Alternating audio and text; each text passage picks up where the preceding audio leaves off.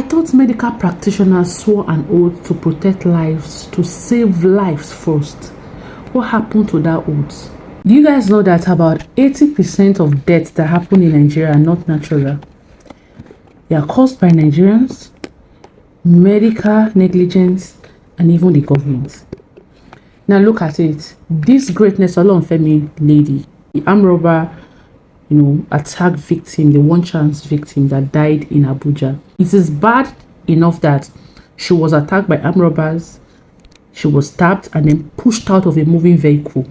Now she was taken to where she's supposed to be saved, which is the hospital, only for the doctors to leave her to die because there's no police reports. See how Nigeria happened to that lady.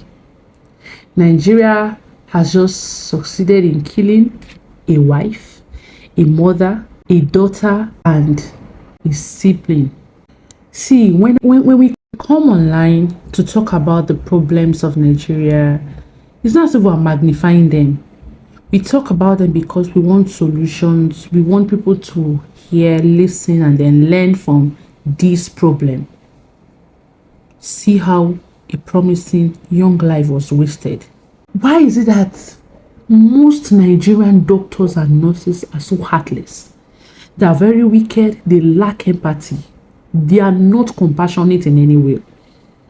They are very, very, very, very unkind. Why? I thought there was this act made in 2017, a compulsory treatment and care for victims of armed robbery attacks or accident victims that mandates doctors to treat them without police reports. Just imagine the way this woman's life was wasted because of police reports. Yes, I know doctors and police have been in this power tussle over police reports or not, but should a life be sacrificed for it? Is human life not worth more than a police report? Couldn't they have just saved a life first and then talk about police report later? If it even means detaining her in the hospital first, then they ask for the police report later. But no, they rather left her.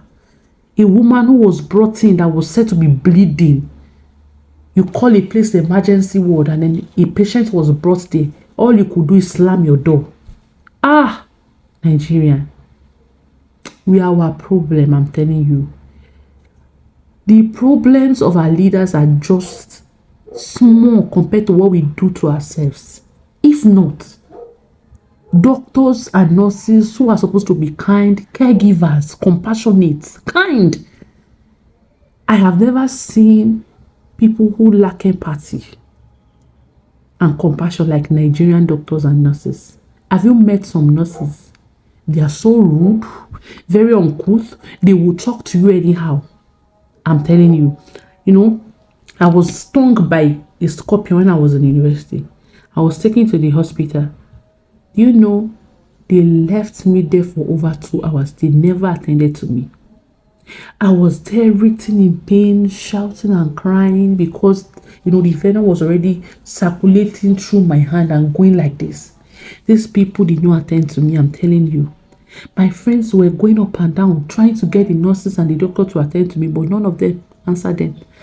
Eventually, when they will come, they're like, why am I shouting? Is it not scorpion?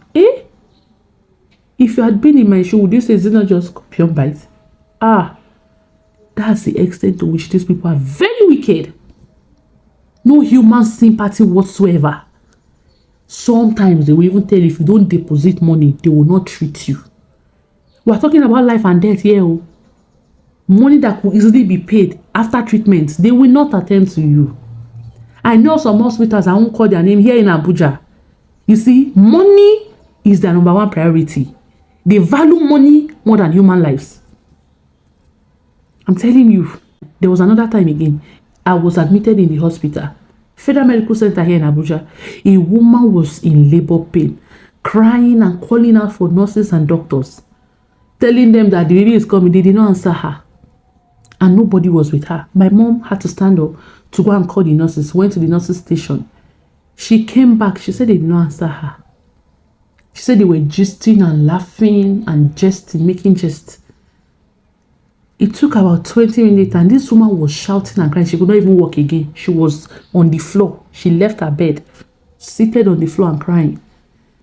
When the nurse eventually came, she was like, "Madam, now let you did this word. Why you they shout? Like, seriously? You're asking a pregnant woman who is in labor why she's shouting?" I don't know that pregnant women in labor speak with bedroom voice. And to even think that some of these nurses will get pregnant, or they've been pregnant, they've been once pregnant, and they've given birth, so they should know how it feels for a pregnant woman. No. At the end of the day, when she checked that woman, she was already 10 centimeters dilated. And the baby said was even already coming because the water broke. These people are so inhuman, very wicked. And you know, most times, see, these children with special need that we have these days, you know, children born with defects, children with autism and what have you. It is not genetic or hereditary sometimes, though. Most times, these children with special need, they are born as a result of prolonged and delayed labor because their mother over-labored. So they are already stressed in the womb. Some already, you know, drank the amniotic fluid. So at the end of the day, when they will give birth to them, some of them, they won't even cry out. Some of them will now develop, you know, some brain defects and, you know, some conditions. And this stigma will live with them for the rest of their lives. This can be avoided, but no, because of some doctors and some nurses' negligence, a woman will have to give birth to a disabled child, a child with disability.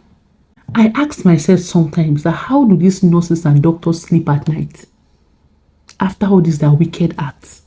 But then it occurred to me, this is not their first time, they are used to it, so it's just one out of thousands that they have dealt with, so it's not new to them. Do you know how many people that have lost their lives because doctors refuse to treat them just because of police reports?